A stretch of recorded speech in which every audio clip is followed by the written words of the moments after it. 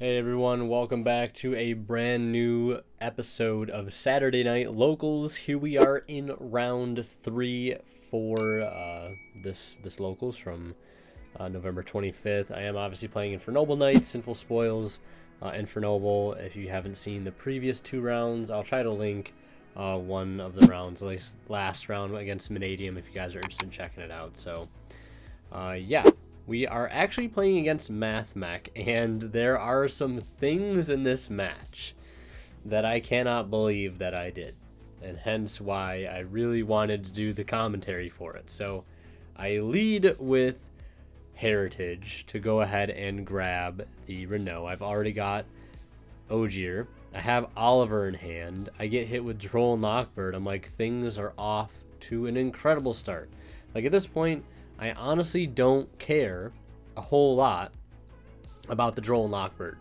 Like, I opened a decent enough hand to where I should be able to play through, right, that hand trap. And I've also got Ash in hand too, which is like great because like that's just another interruption on top of the board that I'll be able to make. So at this point, it's also, you got to think carefully, right?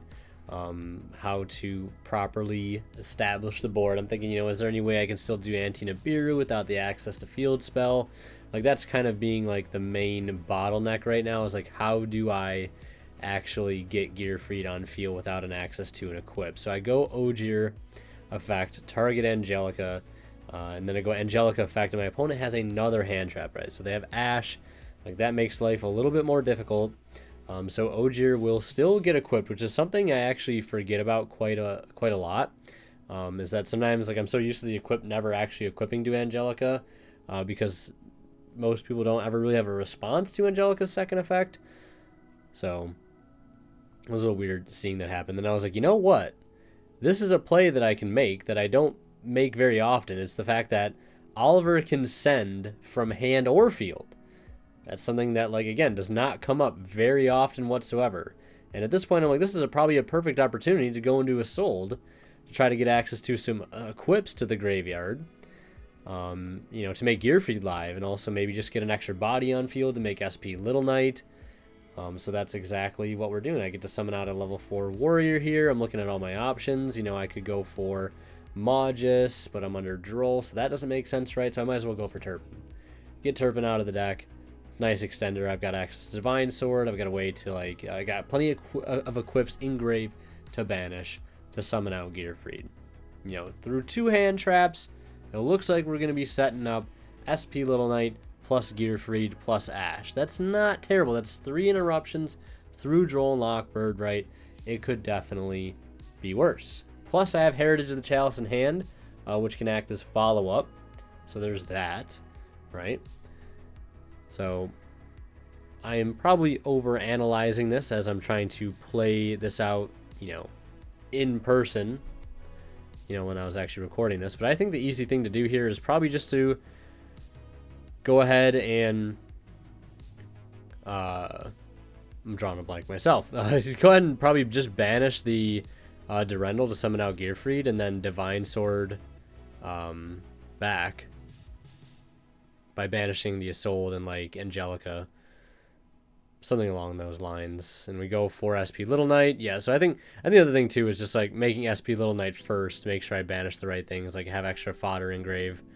So we go ahead and do that. Add back the Divine Sword. Put the Gearfried on field. And I was like, at this point, if he has Nib, too, I could just, like, chain, like, SP and, keep all my stuff, I guess, for the most part. And then we actually use Oliver to equip to the SP. So now SP cannot be targeted by card effects. So that's cool too. So we have an untargetable SP. We have Gearfried, which is at 3,300, and we have Ash. And we have Heritage for follow-up.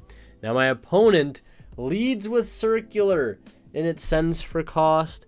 And I feel like I played very, very well through those 2 hand traps. And then everything just comes crumbling apart. I know we all make mistakes. I know I shouldn't go hard on myself. But even my opponent was confused out of the fact that I let this resolve. There is no reason to let Mathmech Circular resolve. I thought, honestly, with what I had, I thought it wouldn't be that big of a deal. I thought I could probably handle the circular resolving, because there's just something about, like, letting things, like something about, in my eyes sometimes, that, like, if I, use my interruptions too early, like, it's a bad thing. Like, you shouldn't use stuff too early, but sometimes you just have to. And this was one of those situations. Now, my opponent did have talents, which they used talents to take here. So if we were to rewind, we go Gearfried negate, and destroy the circular, right? He still sends Sigma, and he still has talents live, but if he goes talents to draw now at this point, we can Ash negate. But now everything on my board has been just completely forced, right? The SP, I for some reason tagged out to cut him off of a body, even though he had the extender in hand. I mean, I didn't know he had the extender. The Ash got burnt on the diameter effect. Like, my Gearfried just got taken by talents, and now he's normal summoning diameter, and that's going to bring something back. And I'm like, I'm just dead now. Because, yeah, the Mathmech deck can just OTK on a dime.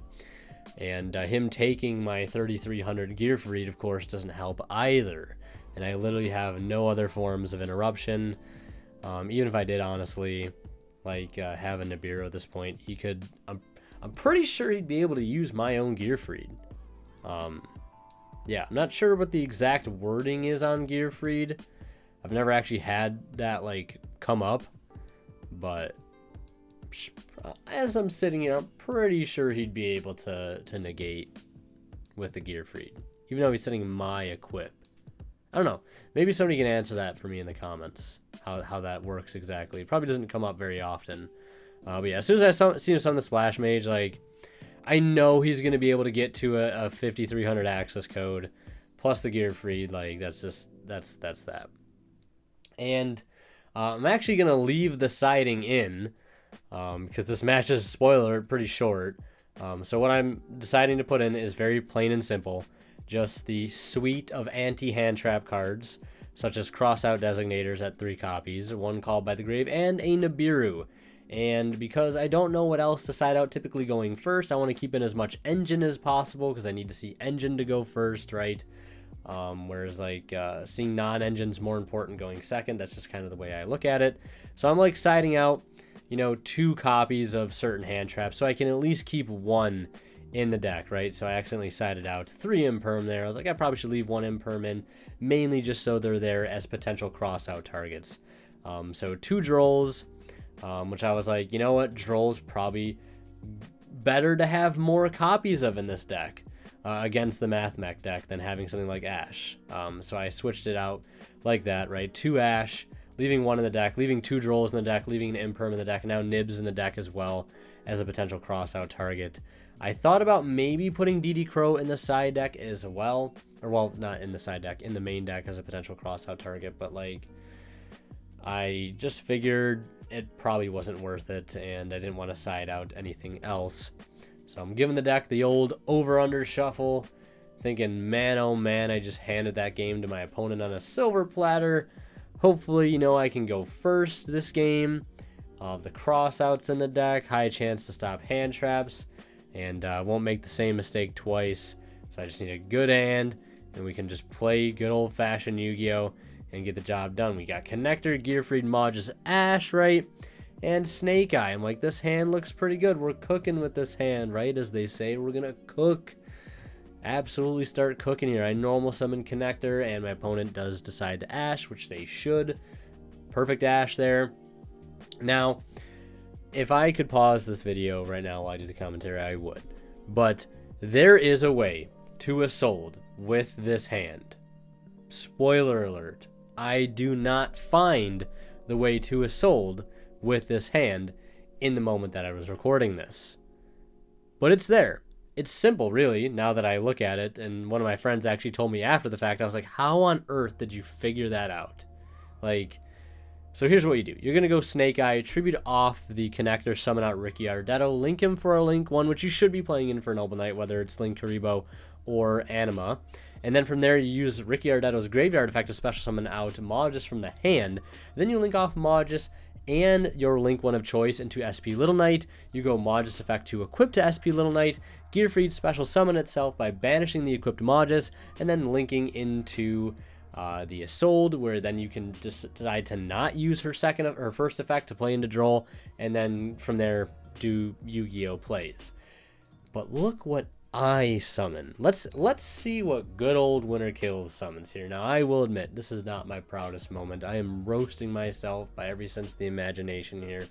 And I don't care, because let this just be a lesson.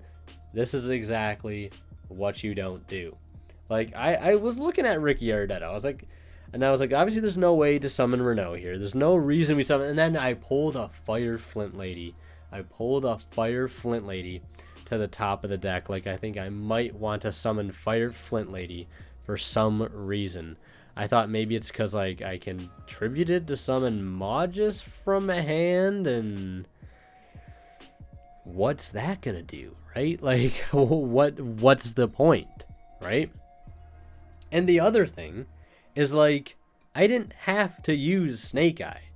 Like, if we did live in a world where this hand absolutely didn't lead to anything, there's just no reason to use the Snake Eye. I should just, like, as bad as it may seem, just simply pass with the Ash in hand and just hope that it's enough, right? Like, hope I can Ash his one way to circular and he doesn't have much on top, and then he can't kill me. But we got a Fire Flint Lady, and I don't know why. Like, not my proudest moment, not my my best moment there as a duelist. And then my opponent normal summons, like, one of the spirit monsters, like the newer one, Sakitama?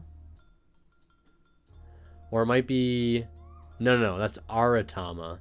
Because I remember I used to play Aratama and Nikitama in a Herald of Ultimateness deck. But now it's cool they've got Sakitama. So he goes into the rank 4, and I'm like, this I'll Ash, right? Because this, like, why not? Like, keep him off some semblance of engine. But he has addition or subtraction, one of the two. Look very similar. And I'm just like, oh boy, this means I'm dead, right? 2 monsters means I'm probably dead. But luckily for me, the Ash kept him off the extra extender that he would have needed to actually go for, like, the access code update jammer OTK. So he told me. So I was like, well, you know, that's at least I get another turn. But I just wasted one of the best, if not the best, extenders in my entire deck. Just wasted it last turn on summoning a Fire Flint Lady. So I think he's able to establish transcode plus Heat Soul with the help of, I think it's Microcoder. It seems like every time I play a Mathmech deck, there's some, like, new Cyber Slink monster that I've never seen before that's just broken. Yeah, I think that's what ends up being his end board. Just transcode plus decode, or transcode talker plus decode talker Heat Soul. You know, pay 1,000, get a draw, which he does right there. And you can get another draw again on my turn. So the hand traps are definitely there, if not more engine for follow-up. And I take a lot of damage there. And he sets one and passes turn, and I draw Troll and Lockbird for turn. And I'm like, you know what? Yeah, the game's definitely over at this point. But then a vision came to me. I was like, well, wait a minute. Maybe I can normal summon this Troll and Lockbird and, you know, suck up one of his monsters with Anima, and then it's an equip, right? And then I can summon Gearfried. And then I can do something from there. But I remembered only after I normal summon this Droll and Lockbird that transcode and the things that it points to cannot be targeted. So I, without hesitation, link into Anima. And yeah, I mean, obviously I lose the game from here, but let this just be a learning lesson, right?